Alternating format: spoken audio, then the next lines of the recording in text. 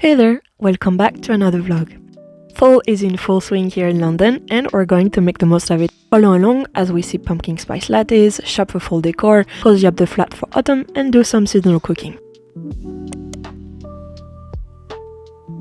I started the morning with some reading. I only had a couple of chapters left of Rewitch and I was eager to finish it. But since the weather was sunny, we decided to head out and enjoy the fall foliage. Wandering through London in the fall is such a treat, with brilliant reds, oranges and golds lighting up the trees everywhere.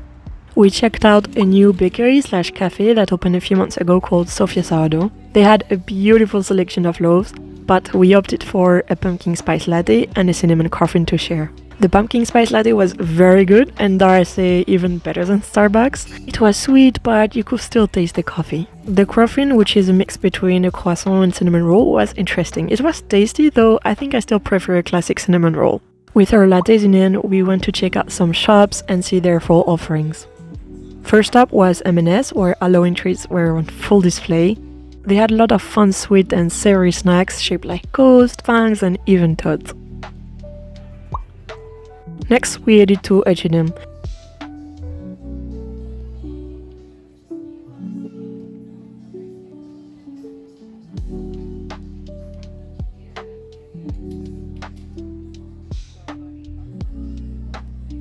Their decor isn't usually very autumn themes, but they did have some adorable apple and pumpkin shaped plates that caught my eye. I resisted buying them.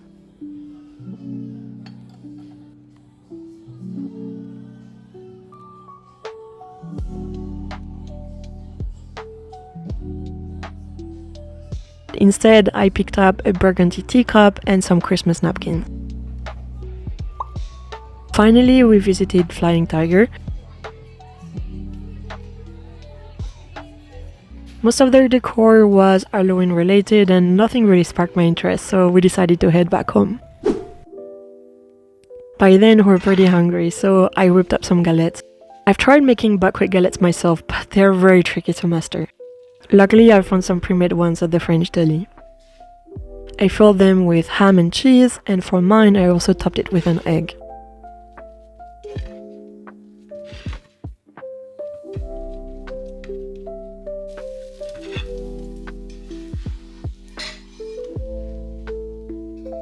Traditionally, you cook the egg on top of the galette while the cheese is melting, but I found it easier to cook the egg on the side.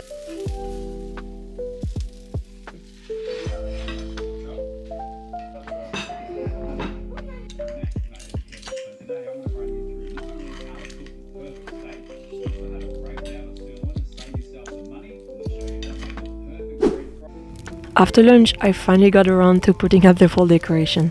It took me a while this year, probably because the weather still felt like summer until recently.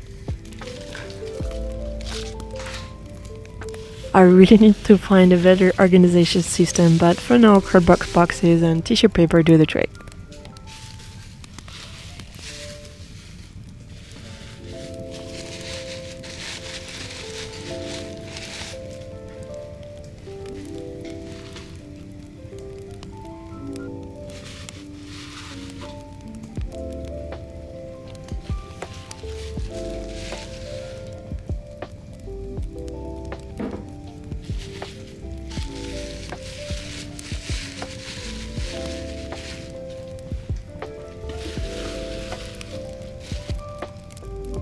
I don't have a lot of fall decor. I only started collecting it last year, but I think it's enough for now.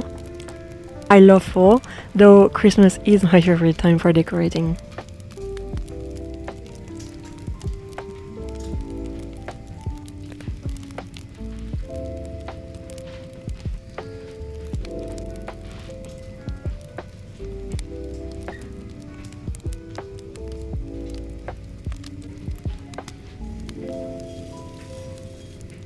But one thing that I cannot stop collecting is mugs. Since I don't have much space in my cupboards, I rotate them seasonally, so here's my fall lineup for this year.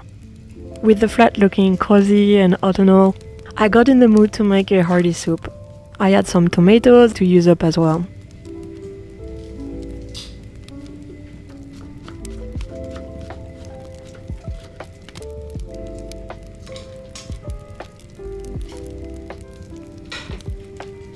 I started by caramelizing onion, which is the best way to start any soup.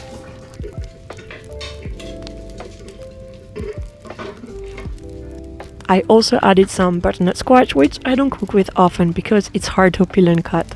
But thankfully I found pre-cut squash which made things easier.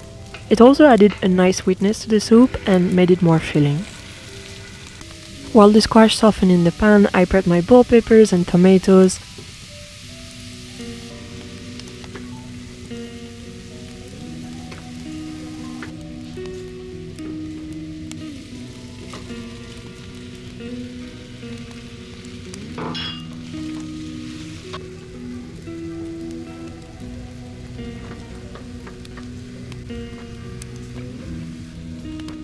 Once all were in the pot, I added various spices and topped everything with water to simmer.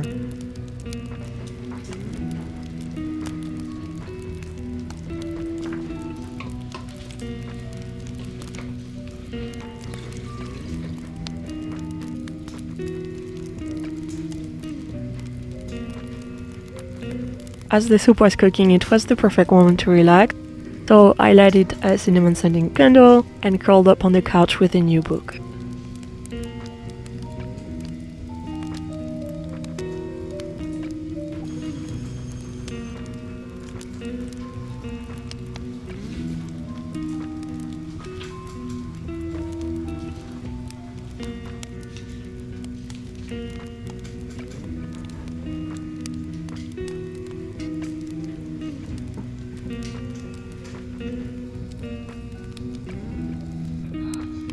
The soup was finally cooked, so I decided to blend it.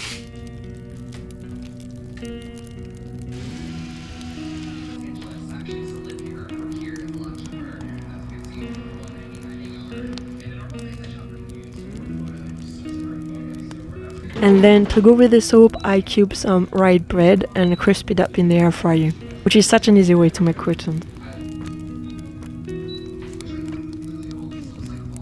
I finished it off with a sprinkle of parmesan and it was delicious. We ended the evening with our soup in front of What We Do in the Shadows. We recently discovered this show and I've been binge watching it since, and it's very fitting for the season.